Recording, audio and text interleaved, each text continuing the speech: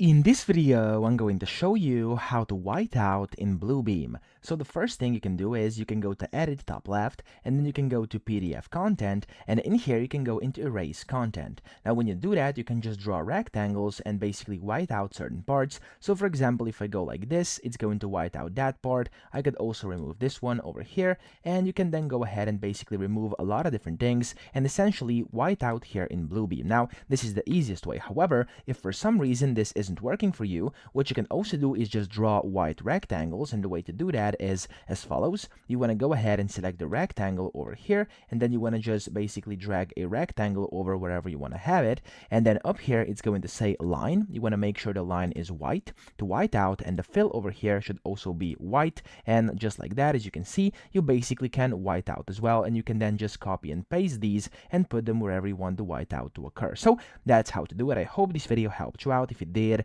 please subscribe to the channel and help me out as well.